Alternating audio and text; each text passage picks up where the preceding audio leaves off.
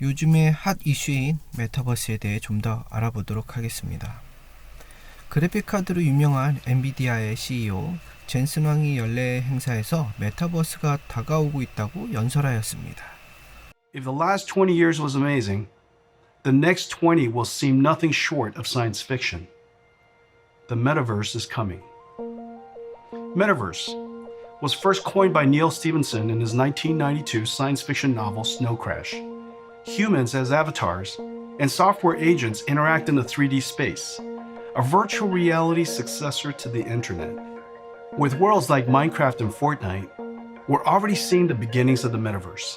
Though they seem like games today, gamer inhabitants of these early metaverses are building cities, gathering for concerts and events, and connecting with friends.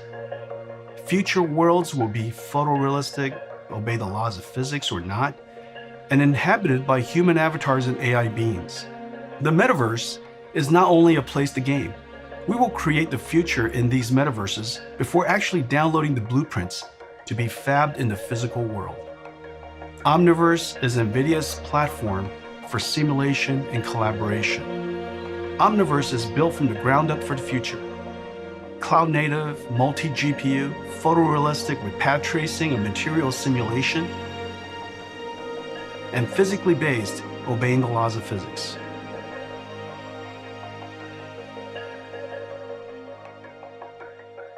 Omniverse is designed to connect to many worlds. Worlds like Epic's Unreal, Maya, Blender, Adobe, Autodesk, and others. Omniverse allows designers, artists, creators, and even AIs using different tools in different worlds to connect in a common world. Ladies and gentlemen, NVIDIA 메타버스를 이해하기 어렵다면 2018년 스티븐 스필버그 감독의 레디 플레이 원을 감상하시면 좋을 것 같습니다. 상영 당시에는 메타버스에 대한 이슈가 적어 꼭 집어 메타버스를 소재로 했다고 홍보하지는 않았지만 메타버스를 정의하고 있는 시점에 메타버스를 정의하기에 가장 좋은 영상으로 꼽습니다. 메타버스 때문에 다시 영화가 역주행한다고 해야 할까요? 교육자료로도 많은 재상영이 이루어지고 있습니다. 주인공이 착용한 웨어러블 슈트와 전방향 러닝머신은 현재 사용되고 있는 장비들입니다.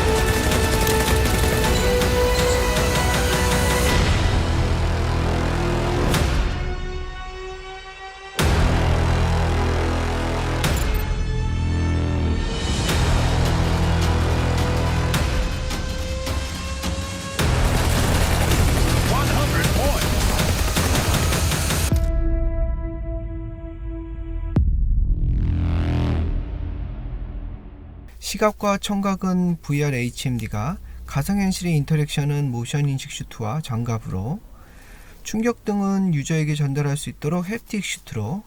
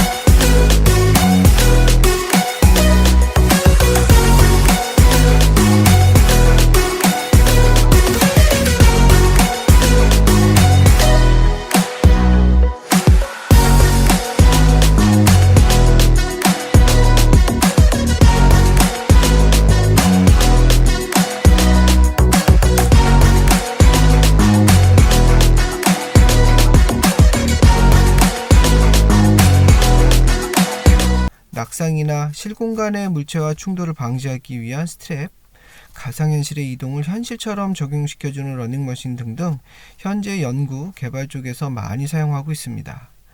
일반 소비자가 사용하기에는 너무 비싼 게 문제입니다. 아직은 50만원대의 HMD도 일반 소비자의 선택을 받지 못하고 있으니까요.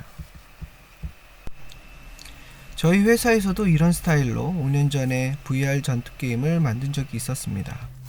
VR방들이 급속히 성장할 때 출시하려 했으나 아쉽게도 착용과 운영 등의 문제점이 발생한 가운데 코로나로 VR방 사업들이 사라지면서 저희도 개발을 중지하였습니다.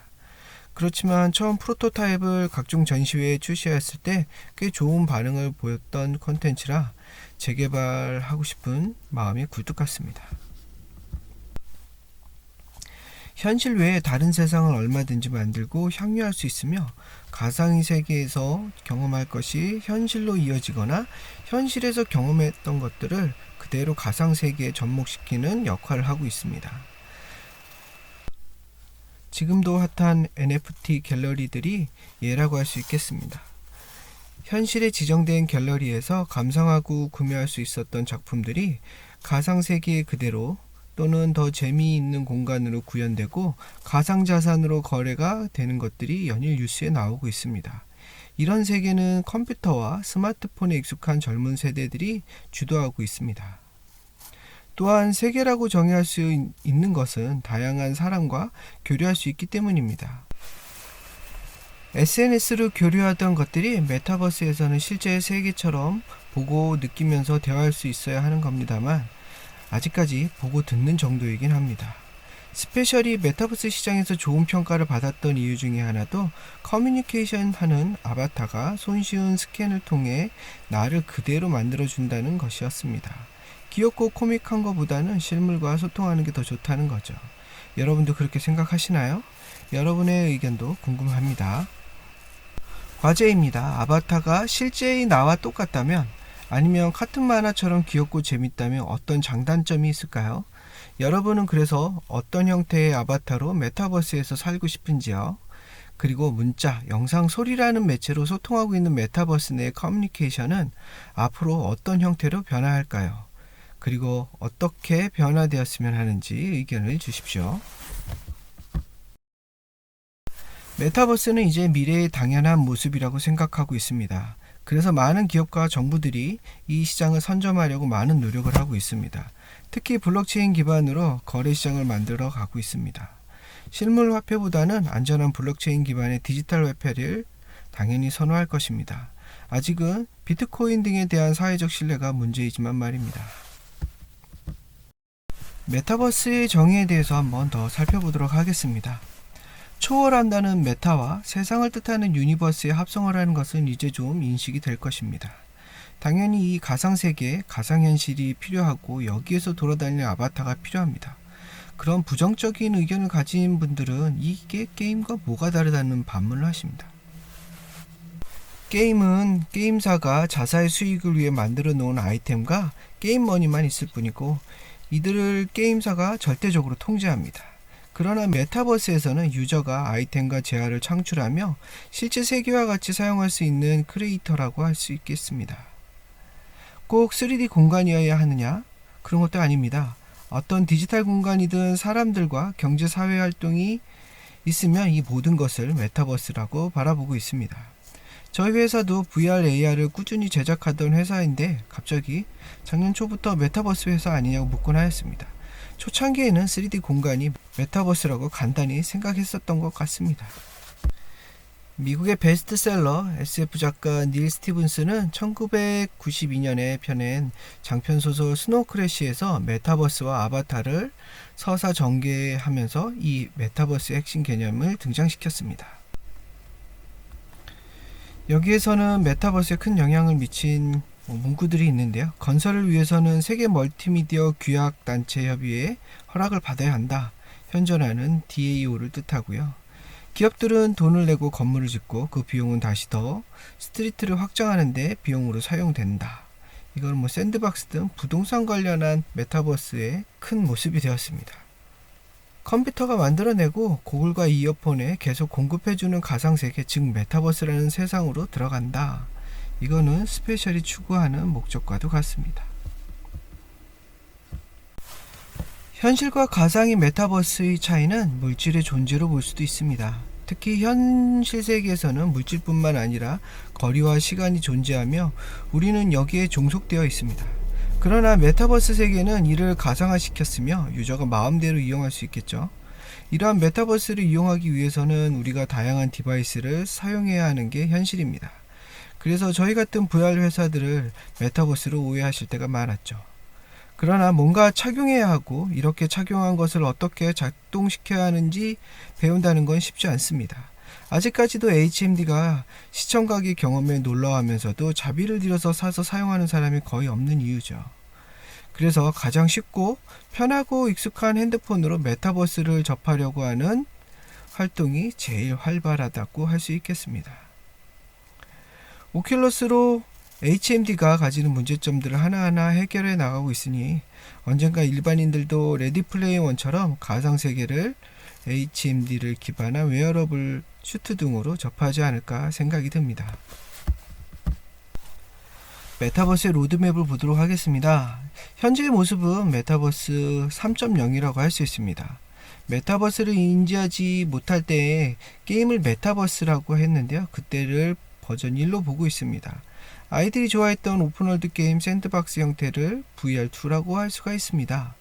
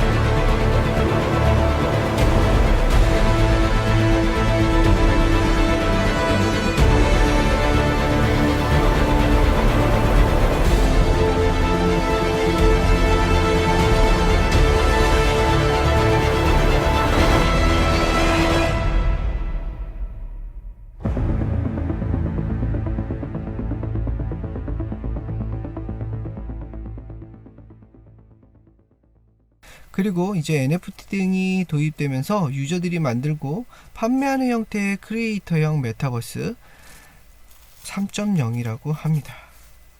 그럼 4.0의 모습은 다른 세계, 다른 메타버스와 서로 연결되어야 할 것이고 버전 5에서는 그것들이 메타버스로 정립되어야 할 것입니다. 여기에 웹3라는 환경이 만들어지는데 Web 3.0. After a few comments on previous videos were asking me to cover it, and someone in our free Discord suggested it, but I didn't really get an answer. In fact, I got a few answers that didn't really match up. So if you're watching this video, get ready to learn exactly what Web 3.0 is and what it means for cryptocurrencies. Welcome to Whiteboard Crypto, the #1 YouTube channel for crypto education, and here we explain topics of the cryptocurrency world using analogies, stories, and examples so that you can easily understand them. In this video, we are going to explain what Web 3.0 is, how cryptocurrency ideas tie into the evolution of our current internet, and what it means for you as a user. Before we officially start this video though, I just want to say that there's not some internet encyclopedia that's verified by the Institute of Global Technology that has a strict definition of what Web 3.0 is. So instead, I'm going to give you a rough definition of what the internet says Web 1.0 is, what a lot of people are saying Web 2.0 is, and then I'll explain this new phenomenon that a lot of people are calling Web 3.0. Let's start with 1.0, an initial overview of what the internet was. Between the years of 1991 and 2004, the internet was mostly a bunch of static pages, meaning that whenever you loaded them, they just showed some stuff and that was it. Some called it read-only. There wasn't any logging in or interacting with posts or viewing analytics. Most of the early internet wasn't even profitable by ads. It was mostly just like one big Wikipedia, all hyperlinked together. Now, of course, with time, we slowly made improvements and things like Flash and JavaScript added many new different features. However, during this time, the users of the internet were consumers. They went to the internet to consume information. Next, we have Web 2.0 from around 2004 until now. During this time, the web evolved a lot, but one of the biggest changes was the interactivity of the internet. This meant that not only did we get information from pages, but the web pages started getting information from us.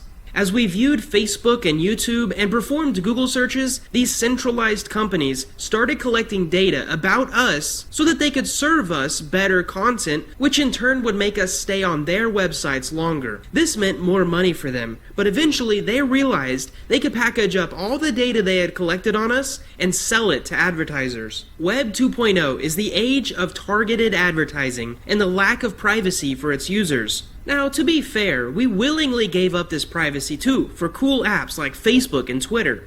In Web 2.0, me and you could both view Facebook.com and see two very different news feeds because the page depended on who was viewing it, which is an important note for a difference in Web 3 that we'll talk about in a minute. The content on your feed is the company sorting data by information that you know that you gave them, like likes and how much you watched a video. But if you look at the ads that they show you, that is them sorting data by information you didn't know you give them. When you went to go eat tacos last night, they knew that. When you drop your kids off at school every day at 8 a.m. except for Fridays, they knew that. And there was even that one article that said machine learning started showing a guy some parenting ads because they knew he was going to be a father before he did. If it wasn't machine learning, it was probably because his girlfriend used their public IP address to do a search on her symptoms. And the machine learning algorithm probably already knew when she was ovulating anyways. Whatever the case is, how they predicted this, one centralized company controlling all of this data, whether we want to or not, is scary. If you've enjoyed this video so far and want to give the algorithm more data to crunch, consider clicking that like button. It helps our channel grow and makes our team feel all warm and fuzzy inside. Next up is Web 3.0, and this is what you came to learn about. Web 3.0 is the next evolution of the internet, probably utilizing blockchain technology and the tools of decentralization. In Web 2.0, you were the product as you were browsing social networks. But in Web 3.0, some believe that you will be the owner of your content, the stuff that you post online. Now this is kind of true, so if you want a post to stay up, it'll stay up, but if you want to take it down, they say in Web 3.0 you can control that, because as we all know, usually when something is on the internet, it's always on the internet. Here's one example that's already real. Odysee is a blockchain alternative to YouTube, where videos can be posted and creators can earn library tokens, which are basically a reward for enticing viewers to watch their videos. The thing about Odysee, though, is that they can't really stop a video from being posted. If someone uploads it and someone else in the network wants to share it, they technically download that video and then let others watch that video and download it as well, kind of like a big torrent network, if you know what that is. To expand on this, your post couldn't get taken down because your post wouldn't just be on one of Facebook's servers. It would theoretically be on thousands of computers around the world, ensuring that the blockchain social network you're on is not attacked or censored. Theoretically, this means there would be a lot of illegal and hateful things posted, but it would be in the name of freedom, of which the users of the networks could probably decide on a system to reduce that harmful content. But that's for another video. In Web 3.0, experts say that we will reach the point of the internet where every company is ran by a decentralized group called a DAO, which stands for Decentralized Autonomous Organization. And if you want to learn more about what those big words mean, we have an entire video on that topic and what they are used for. However, DAOs mean that there are no CEOs or presidents to impress. Those with the most tokens get to vote on how the company changes, not limited by a government or some family tradition. In Web 3.0, there will be no censorship of social networks like Facebook or Twitter. One controlling authority cannot shut it down. Lastly, one of the biggest things in Web 3.0 is that your digital identity is not 100% connected to your real-world identity. This means I can view pages, download things, make purchases, and any other activity on the internet without being traced to the real me. Now, there are many ways we can anonymize ourselves online, but bingo, I think that might be a future video idea. So hit the subscribe button if you're not already subscribed. Wrapping it up, these may be long-term ideas of those who think about Web 3.0. What Web 3.0 really means for us is that in the next decade you might be able to buy Amazon gift cards using MetaMask and pay with Ethereum, or that you could anonymously leave a like on one of your friends' posts using one of your hidden wallets. It's not going to be a bunch of life-changing stuff all at once. It'll likely be a series of ideas that grow together until centralized companies like Facebook and Google are disassembled by legislature while decentralized, unregulated DAOs grow to replace them. I also want to talk a bit about the Web 3.0 Foundation. Now, there is a company called the Web3 Foundation that supports projects for increasing decentralization on the internet. Their three big projects are the blockchain Polkadot,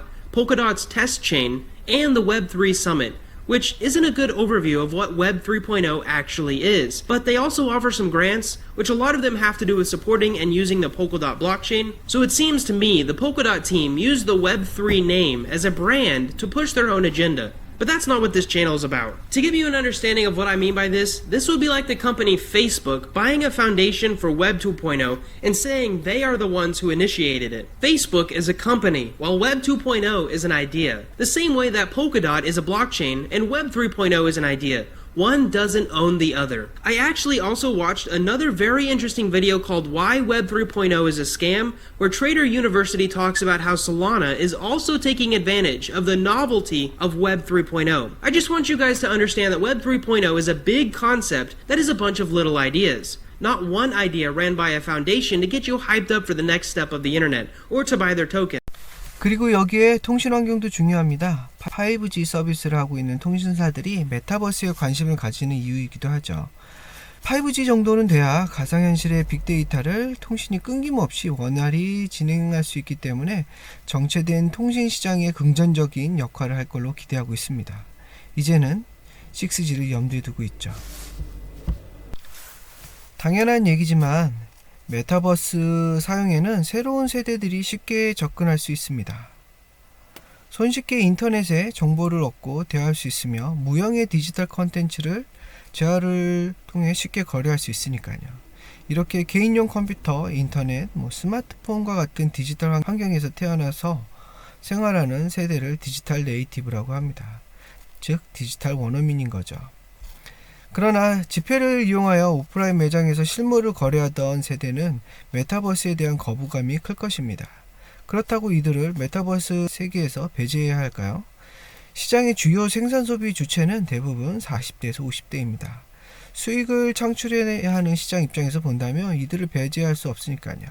홈쇼핑, 라방이라고 불리는 라이브 커머스에서 바로 주문 가능한 버튼과 상담원과 바로 통화할 수 있는 전화번호가 존재하는 이유이기도 합니다. VR도 기존 세대에서 사용하는 것은 무척이나 어렵습니다. 키보드나 마우스로 화해를 실행시키는 것도 어려운데 10개가 넘는 버튼 등으로 구성되어 있는 컨트롤러를 두 손에 쥐는 것부터가 굉장히 어렵겠죠. 저희도 VR, MR 컨텐츠를 박물관 등에 운영해 보았지만 항상 인터랙션, 컨트롤 작동 방법 등은 그냥 단순히 손에 쥐고 흔드는 정도로 정리가 되어버립니다. 다양한 버튼으로 인터랙션을 구현하는 게 의미가 없게 되는 거죠. 이러한 UI, UX부터 기존 세대에게 매우 어렵지만 풀어야 될 숙제이기도 합니다. 코로나로 인해 빨라진 메타버스의 세계는 비대면과 메타버스를 구현할 수 있는 통신에서 실감 미디어의 핵심 기술과 이를 향유하게 될 디지털 네이티브들로 정립되게 될 것입니다. 메타버스 유저들은 이제 또 다른 세상의 정체성을 가지고 새로운 방식의 노동, 소비, 참여, 교류 등의 사회 경제 활동을 하게 될 것입니다. 메타버스에서 디지털 네이티브는 개인의 개성을 표현하며 다른 유저와 소통하며 메타버스라는 놀이공간에서 가상공간에서만 가능한 새로운 경험을 체험하고 있습니다. 물론 새로운 것을 만들고 이를 팔 수도 살 수도 있는 세상인 것입니다. 놀면서 돈을 벌 수 있는 P2E를 구현할 수 있는 곳이죠. 그러나 아직 우리나라에서 P2E를 인정하지는 않고 있습니다. 바다 이야기, 리니지의 사태 등으로 게임에서 돈이 개입하면서 실제 세계에 얼마나 악영향을 끼쳤는지 잘 알고 있기 때문입니다. 그러나 세계가 P2E로 막대한 수익을 창출하고 있는 시점에서 정부는 굉장히 많은 고민 중에 있습니다. 미국 미래연구기관인 엑셀레이션 스터디스 파운데이션은 메타버스를 증강과 시뮬레이션, 내적인 것과 외적인 것이라는 두 가지 기준을 가지고 증강현실, 라이프로깅, 거울세계, 가상세계로 나누었습니다. 증강현실과 가상현실은 이제 잘 알 것입니다. 이젠 증강현실이 내비게이션에 도입된 것도 쉽게 볼 수 있습니다. 조만간 등장하게 될 안경 형태의 증강현실은 우리의 삶을 꽤 편하고 유익하게 해줄 거라고 얘기하고 있습니다. 라이프로깅이란 용어가 생소하신 분들이 있을 것입니다. 사물과 사람에 대한 일상적인 경험과 정보를 저장하고 묘사하며 이를 공유할 수 있는 기술이라고 정의하고 있습니다. 다양한 센서가 부착된 웨어러블 안경, 웨어러블 시계 등이 네트워크에 연결되어 달린 거리, 소비 칼로리, 영화를 감상하거나 음악을 선공하는 등등 정보를 저장하고 공유하는 등의 행위가 라이프로깅의 예가 될 수 있겠습니다. 거울 세계는 현실 세계를 가능한 사실적으로 있는 그대로 나타내되 정보적으로 확장된 가상 세계를 의미합니다. 대표적인 예로 구글 어스를 들 수 있습니다. 구글 어스는 세계 전역의 위성 사진을 모조리 수집하여 일정 주기로 사진을 업데이트하면서 시시각각 변화하는 현실 세계의 모습을 그대로 반영하고 있습니다. 기술의 발전이 계속될수록 거울 세계는 점점 현실 세계와 비슷해질 것이며 이를 향후 가상현실의 커다란 몰입적 요소가 된다고 할 수 있습니다. 이 같은 거울 세계의 사용자는 가상 세계를 이용함으로써 현실 세계에 대한 정보를 얻게 됩니다. 우리나라에서도 이와 비슷한 예로 어반베이스의 인테리어 프로그램이 있습니다. 어반베이스의 가장 큰 장점은 자기가 살고 있는 혹은 살고 싶은 아파트를 3초 만에 불러올 수 있다는 건데요. 집 꾸미기에 접속해서 살고 있는 주소지를 입력합니다. 그리고 원하는 평형대를 선택해주세요. 저는 25평형을 선택해 보겠습니다. 별도의 모델링 없이 우리 집의 3D 모델을 바로 확인할 수 있죠? 이제 본격적으로 집을 꾸며봅시다. 집 꾸미기를 누르면 에디터 창에서 굉장히 다양하게 집을 꾸밀 수 있는데요. 일반적인 가구뿐만 아니라 주방 가구, 조명, 패브릭 소품, 가전 욕실 제품까지 심지어 바닥재와 벽지까지 바꿔볼 수 있어요. 저는 이번에 신혼부부를 위한 25평형 집 꾸미기를 한번 해볼게요. 본격 집 꾸미기입니다. 거실엔 3인용 소파를 하나 둘게요. 스타일 변경 버튼도 있는데요. 이걸 누르면 여러가지 스타일을 시도해볼 수 있습니다. 다음은 TV장과 협탁을 한번 놓아볼게요. TV 있다면 마우스 오른쪽 버튼을 누르면 회전 기능이 있는데 이걸 사용하시면 됩니다. 이쪽엔 조금 더 큰 협탁을 배치해도 괜찮을 것 같아요. 이렇듯 어반베이스를 활용하면 공간에 알맞은 가구의 사이즈를 쉽게 알 수 있답니다. TV장과 소파의 위치를 한번 확인해 보고요. 이제 에어컨도 하나 둘게요. 에어컨을 소파 옆에 두고 이제 사이에 미니 테이블 하나를 두고 싶은데 일단 가능한지 한번 볼게요. 조금 따뜻한 것 같기는 한데 옆으로 조정을 하니까 딱 맞게 들어가네요. 이제 소파 옆에는 화분을 하나 둬서 좀 더 분위기를 살려보도록 하겠습니다. 이제 TV장 위에 TV를 둘 건데요. 이렇게 TV장 면이 초록색으로 변하면 물체를 올려놓을 수 있어요. 다음에 벽면에 액자를 한번 배치해 볼게요. 액자나 시계, 커튼 등 일부 소품들은 벽면에 배치가 가능해요. 이렇게 액자의 스타일도 바꿔가면서 어울리는 종류의 액자를 골라볼게요. 이제 거실이 제법 모양을 갖춰가고 있어요. 다음은 조명을 배치해 볼게요. 일부 조명은 이렇게 천장 배치가 가능합니다. 조명 활용법은 뒤쪽에서 조금 더 자세히 알려드리도록 할게요. 이제 거실 꾸미기가 완료됐습니다. 앞에서 말씀드린 방법을 통해서 다른 공간들도 한번 꾸며보도록 하겠습니다. 회전 기능이나 스타일 변경 기능을 사용해서 남은 방들을 침실, 드레스룸, 서재로 활용하고 있습니다. 짠! 신혼집 완성! 집 꾸미기 정말 쉽죠? 저희도 이와 유사한 프로그램을 전남 실감미디어 사업단의 의뢰를 받아 개발했던 적이 있습니다. 저희 제품은 인터넷에서 자신의 아파트 도면을 구하면 그것을 스캔해서 자동으로 외벽을 세워주고 가구를 배치할 수 있도록 하는 AR, VR 프로그램이었습니다.